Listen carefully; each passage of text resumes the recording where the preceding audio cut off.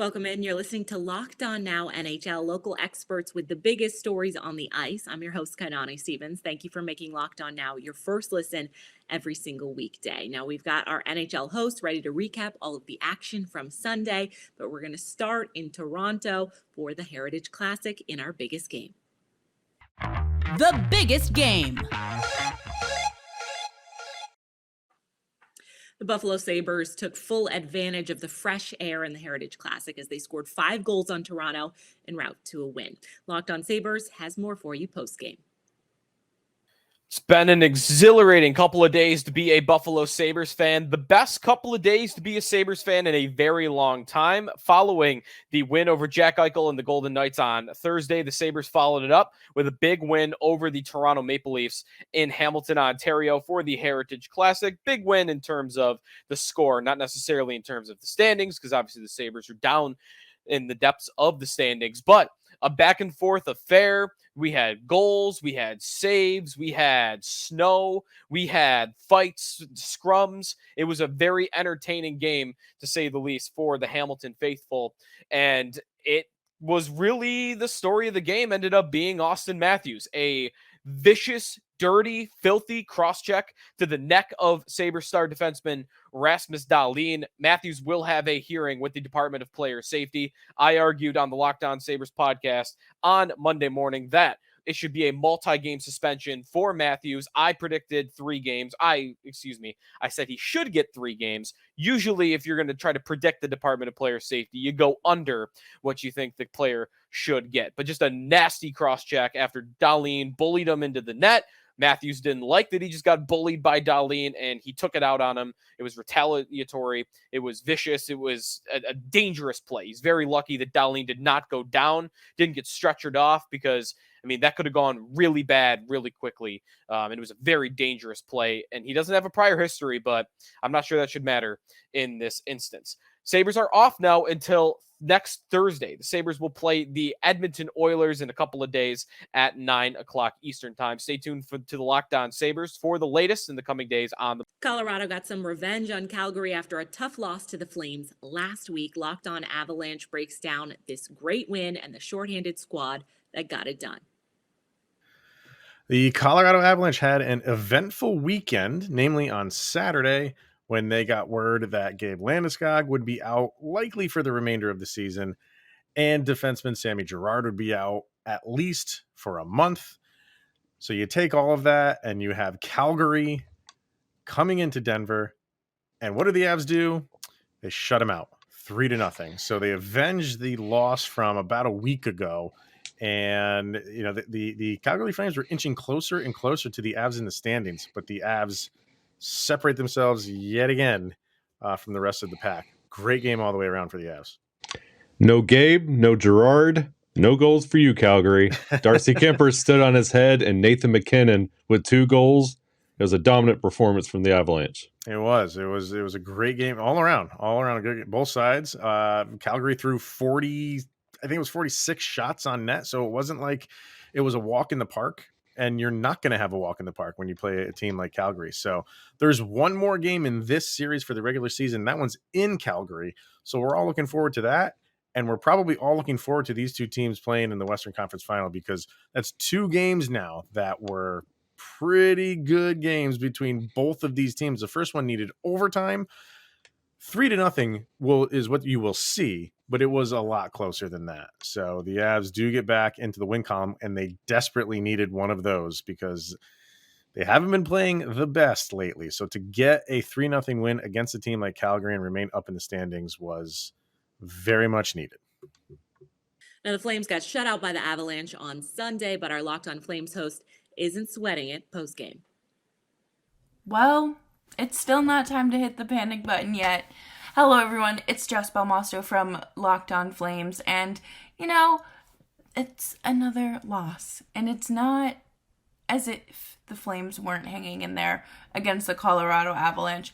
They actually outshot the Avalanche 46-32, but couldn't get one by Darcy Kemper, who I stood on their head tonight. Dan Vladar was in net for the Flames as Jacob Markstrom got the night off. But you know what? you just go out and try again. There's no reason to panic. You went out and won the last four or five, so just brush it off and you try again. It's really not that big of a deal, and this isn't time to, again, hit the panic button, as always. Columbus gets a 6-4 win over the Golden Knights on Sunday thanks to a hat trick from a teenager. Locked On Blue Jackets has more. Blue Jackets win big, but the story of the night is 18-year-old Cole Caufield with his first career hat trick, the second youngest Blue Jacket to ever score a hat trick, and the youngest player in the NHL to do it since Patrik Laine did it back in 2016. Jay Foster, Locked On Blue Jackets here to talk about the Blue Jackets' big win over Vegas. Vegas is now 4-9 since welcoming Jack Eichel into the lineup. But the story of the night is not that Vegas lost. It is that Columbus won. The goals came from Patrik Laine on the power play, which continues to click. Patrik Laine now has the team lead in goals with 23, sharing with Boone Jenner, who just went on IR, unfortunately. A goal from Oliver Bjorkstrand, who had a 4-point night. He continues to impress. Blue Jackets doing well with the loss of Voracek and Jenner. I was a little bit worried about how this game was going to go, but the kids are all right. Cole Caufield with 3 goals, including the game winner. Like I said in the intro, second youngest Blue Jacket to ever score a hat trick. He's the youngest player in the NHL to score a hat trick since Patrik Laine did it 3 times back in 2016 in his rookie season. Kid's going to be a star. He has slowed down a little bit recently, but his production seems to be back. He has now scored his 9th, 10th, and 11th goals of the year. He is up to 18 points on the season, which for an 18-year-old is still extremely, extremely impressive. We're going to talk in more detail about the game and about Cole Caufield's season on tomorrow's Locked On Blue Jackets, part of the Locked On Podcast Network, your team every day. The Carolina Hurricanes couldn't overcome a slow start in Pittsburgh. Locked On Hurricanes talks positives and negatives for this team going forward. Hey there, hockey fans. Jared Ellis here, host of Locked On Hurricanes. And this afternoon, the Carolina Hurricanes were up in Pittsburgh playing the Penguins for their second game in less than 24 hours. And this game was a mixed bag. The Carolina Hurricanes, they gave a great effort in this game. It wasn't like they went out there and played like crap. They did. They did play really well. But I do think that fatigue played a factor in this game, having just played Philadelphia less than 24 hours prior. And then with daylight savings time, I think a lot of that stuff played a factor in this game, and Pittsburgh also being rested. And Pittsburgh's a great team as well, and they're the better team this day. So all we can do now is just put this game behind us and build off of what was positive, because the guys played great. Antti Raanta continues to be fantastic, and enjoy the day off tomorrow, and then look ahead to Wednesday against Toronto. Make sure you subscribe to Locked On Hurricanes wherever you get your podcast, and subscribe on YouTube for the full game breakdown tomorrow. Minnesota dropped their matchup with the Predators on Sunday, and now the two teams are tied for third in the Western Conference standings. Locked On Wild recaps the loss and also looks ahead about what needs to change. On the night on which they retired Mikko Koivu's jersey forever, the Minnesota Wild hung an L right next to it. Hey everybody, Seth Topol, host of Locked On Wild, your daily Minnesota Wild podcast, recapping a 6-2 win for the Nashville Predators, a game in which the Wild started a 9-game homestand, and a game in which the Nashville Predators moved even with the Wild in the Central Division standings with 72 points. Some numbers of concern for the Minnesota Wild. They did get goals from Matt Boldy and from Jordan Greenway, but the Wild allowed 6 goals. They've allowed 69 goals in their last 15 games. The Wild's penalty kill allowed another power play opportunity. They have allowed 19 power play goals in their last 55 opportunities, which is a 65% penalty kill for the team, and they went empty net, in which Nashville scored twice. The Wild have given up 13 empty net goals in the last 10 times they have pulled the goalie. All those stats courtesy of Michael Russo. It has been the power play. It has been the penalty kill. It has been the goaltending. It has been the defense have all melted down for this team. And there just is not enough offense to overcome all of it. If the Wild are going to get things corrected and get back on track, it has to be during this homestand.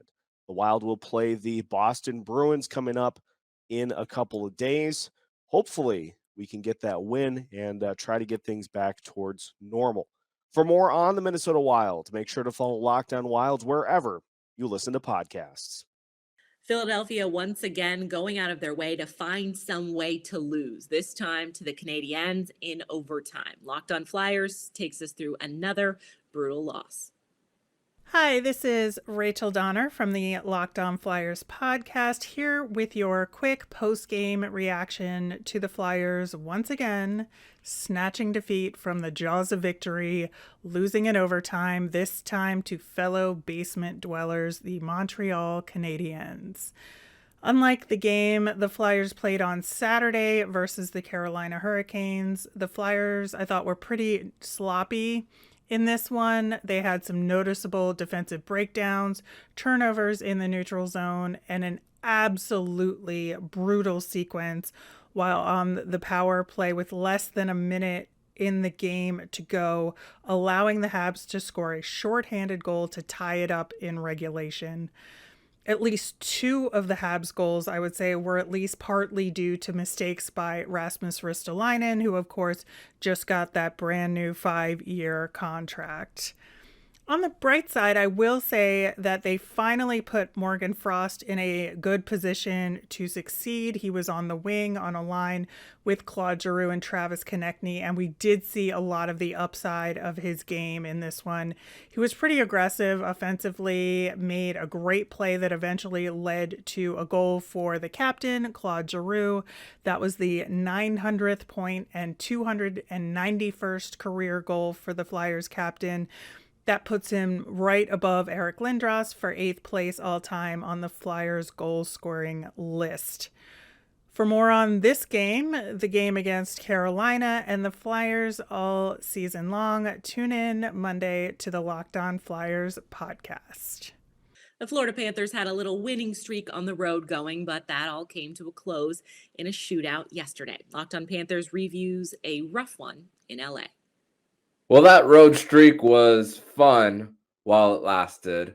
What is up, guys? This is Armando Velez from the Locked On Florida Panthers podcast, and the Florida Panthers' 5-game winning streak on the road has come to an end with their 3-2 loss against the Los Angeles Kings in a shootout. And this is also the first time that the Florida Panthers have lost a game where they carried a lead into the third period. So now they are 30-0-1. On the season when having a lead entering the third period. But a lot of mental errors for this Florida Panthers team and what costed them the game and some out of position. I mean, Jonathan Huberdeau loses his cool. That causes the LA Kings to go on a 6-on-4. Aaron Ekblad gets beat by Kempe and causes the Florida Panthers to go shorthanded as well, even though they didn't give up a goal. Spencer Knight on the first goal of the game gives up one that he might have wanted back. And Alexander Barkov in this game was held to 0 shots on goal as well, even though he had an assist in this game. Jonathan Huberdeau also had an assist to Eetu Luosterainen, who got a shorty opportunity going the other way. So Jonathan Huberdeau takes over the lead in the race for the Art Ross. But hey, the Florida Panthers got a point tonight against a very tough LA Kings team who's second in the Pacific Division fighting for a playoff spot. So a road point is not the end of the world for this Florida Panthers team. So it's on to San Jose. So to listen to my recap of this 3-2 loss against the Los Angeles Kings, make sure to listen to my latest episode of the Locked On Florida Panthers podcast, your first listen of the day. That's going to do it for this edition of Locked On Now NHL. Thank you for making Locked On Now your first listen every single weekday. Make sure you check out Locked On NHL as well as your team's Locked On podcast. I'm Kainani Stevens. This is Locked On Now.